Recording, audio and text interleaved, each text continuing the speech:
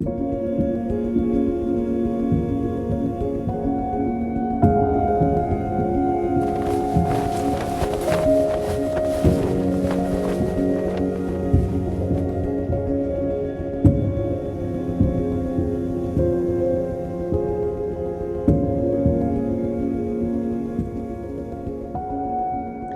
account of Goliath facing the armies of Israel is one of the most popular stories found in the Old Testament.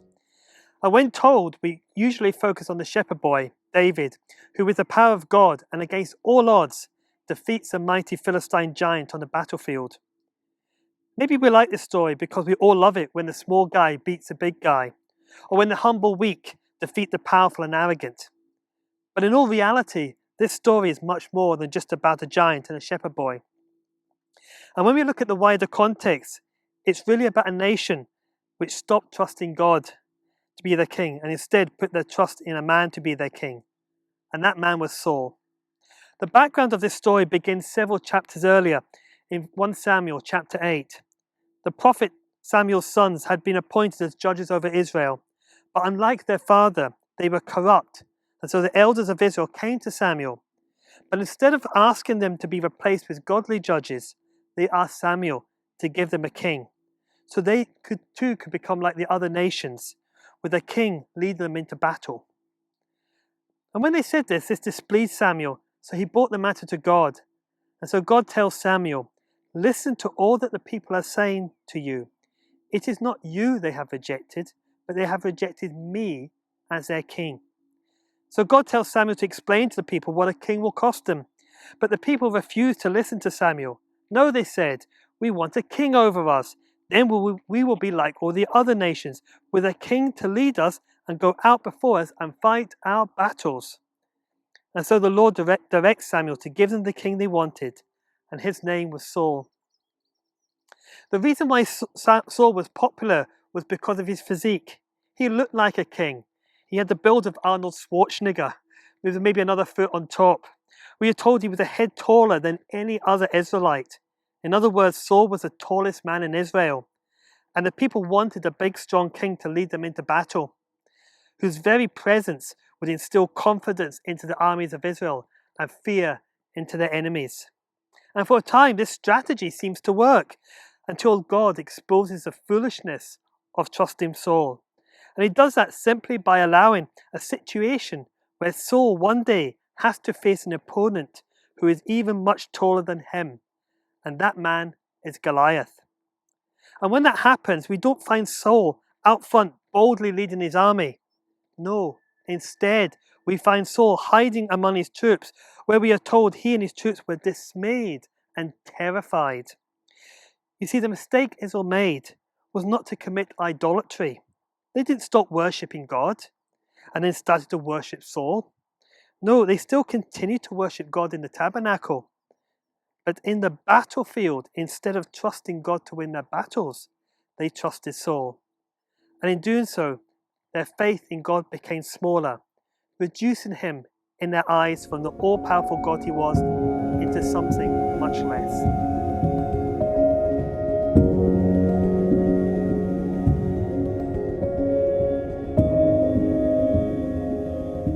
I have often wondered why the church seems so much more powerful in other parts of the world than here in Europe.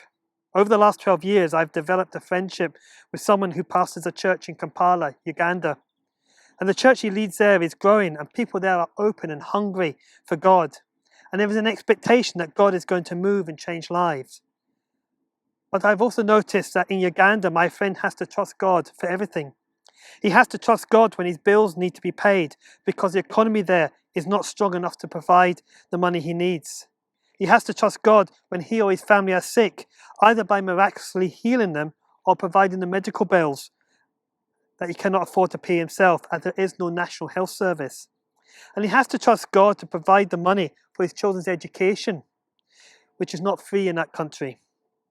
My friend in Uganda has to trust God every day of the week to meet his needs. But in having to trust God for miracles almost every day, his faith in God increases, and in turn he sees God doing more and more through him. But here in the West, in one of the world's richest economies, we can so easily put our trust in other things than God. Maybe like Israel, we continue to worship God on a Sunday, a Wednesday night, and in our quiet times, but on the battlefield of real life, we can so easily place our trust elsewhere.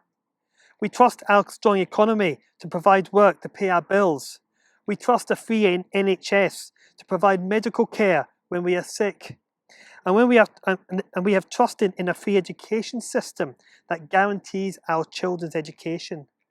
But in doing so, I wonder whether we have created our own king souls, trusting in our government and civil structures to meet our need instead of God. It is not that these things are bad in themselves, but when we trust them instead of trusting God, we effectively reduce our faith in God and our perspective of what He can do. And maybe over the last year, we too have met our own Goliath.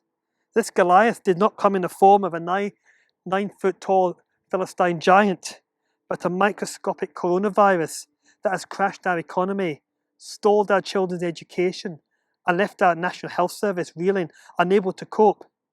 What we thought was strong, invincible, and trustworthy, like Saul, actually turned out to be weak and fragile. And maybe as we go through this pandemic with all its uncertainties, this is also an opportunity for us to examine where our faith really lies and to look again to God for our strength and protection.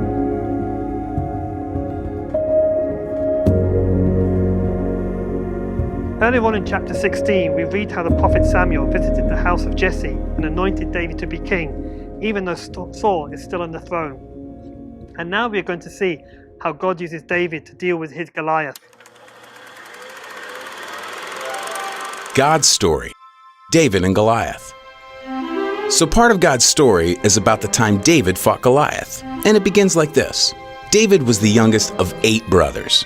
His job was being a shepherd, which meant he spent all day in a field watching sheep eat and roll around the grass.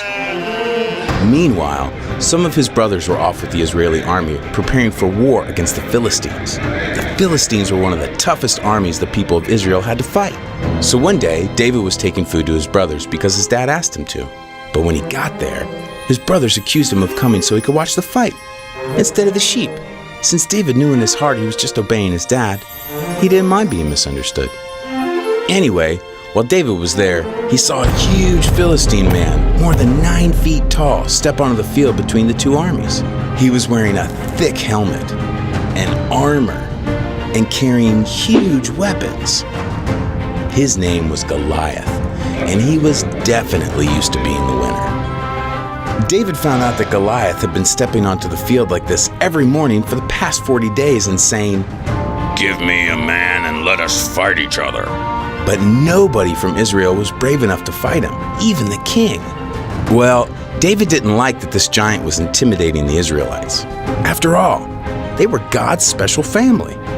And because God was with the Israelites, they could have courage in any situation.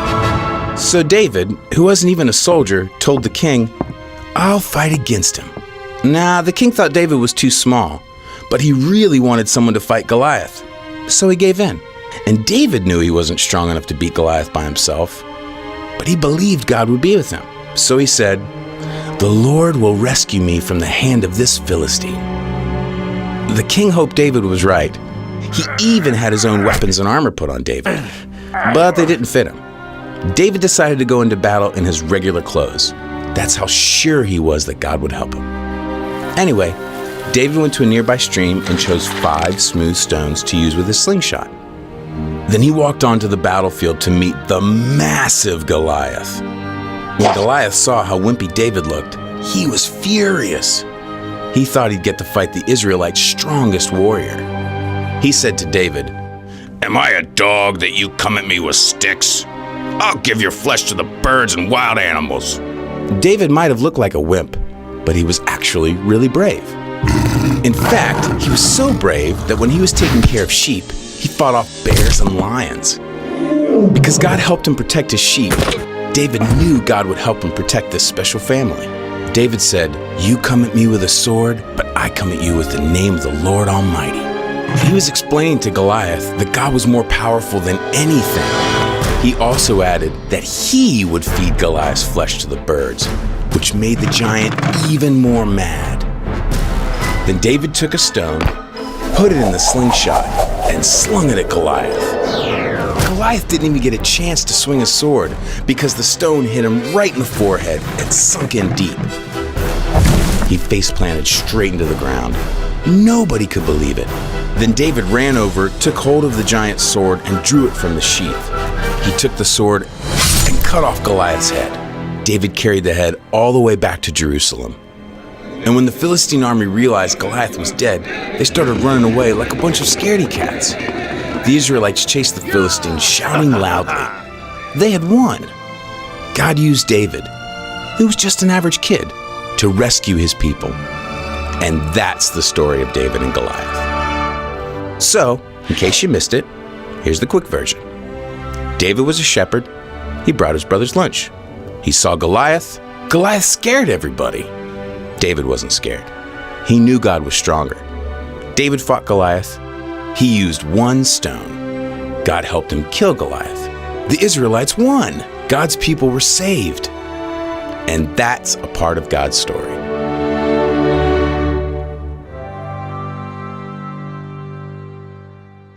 So what can we learn from David?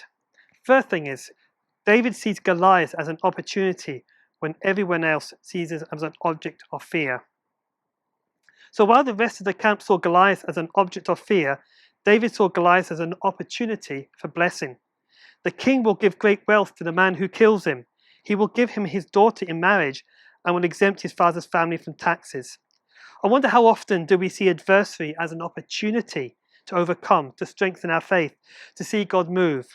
Or do we simply allow adversity to fill us with fear? David saw Goliath as an opportunity to be blessed rather than to be paralyzed. And this is a challenge for us. Recently there was something happening in my life, something which became an object of fear, causing me to be anxious. We all have buttons and the devil knows which ones to press.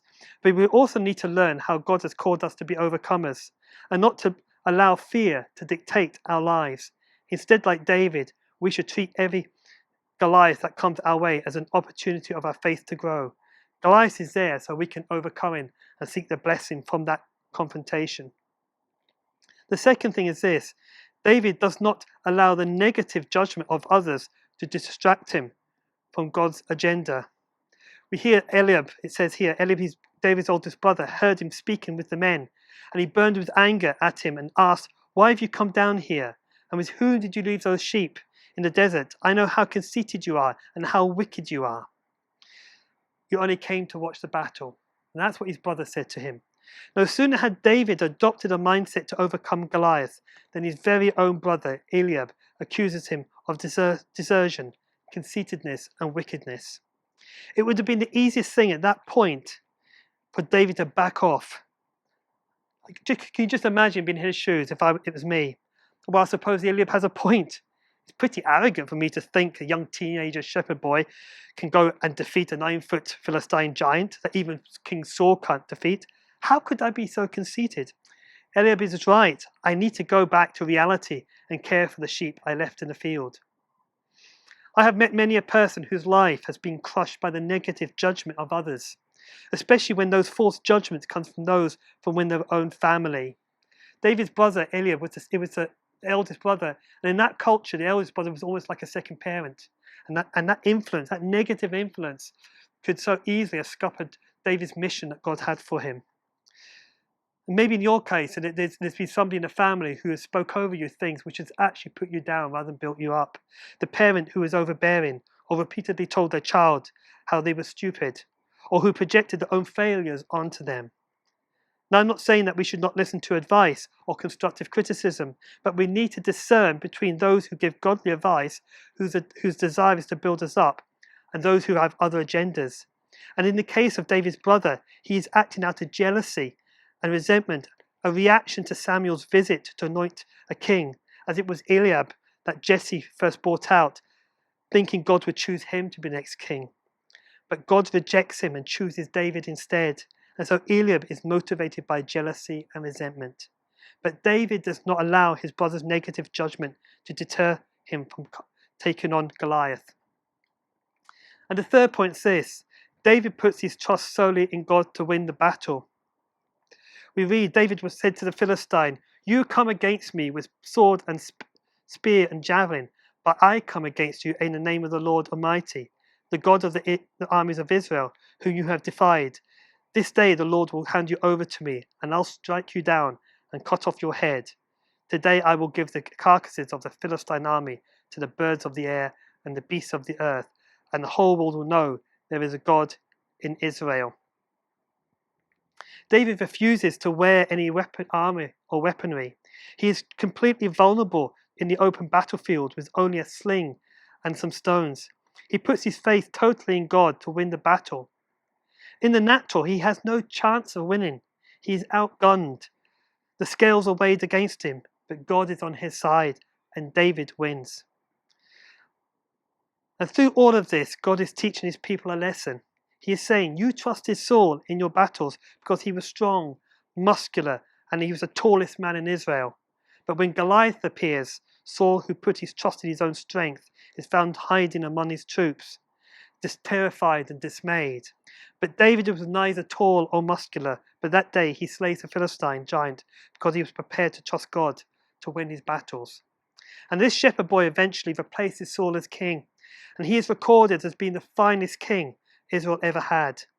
Saul was picked because externally he looked like a king, tall, strong, and powerful. But when David was anointed to be king, we are told, man looks at the outward appearance, but the Lord looks at the heart. And we are told that David was chosen because he was a man who was after God's own heart.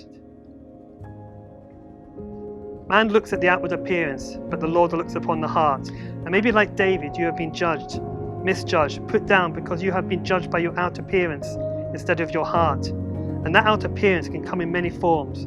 For David, it was his youth, but for you, it may be something else, something that people have judged you by, or even how you have judged yourself, instead of looking at your heart. And so I want to end with a list of outward appearances. And as I do, maybe one of these will stick out for you.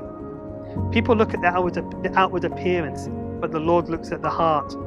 People look at your academic qualifications, but God looks upon the heart. People look at your gender, but God looks upon the heart. People look at your age, but God looks upon the heart. People look at your previous mistakes, but God looks upon the heart. People look at the color of your skin, but God looks upon the heart. People look at how successful you have been in your career, but God looks upon the heart.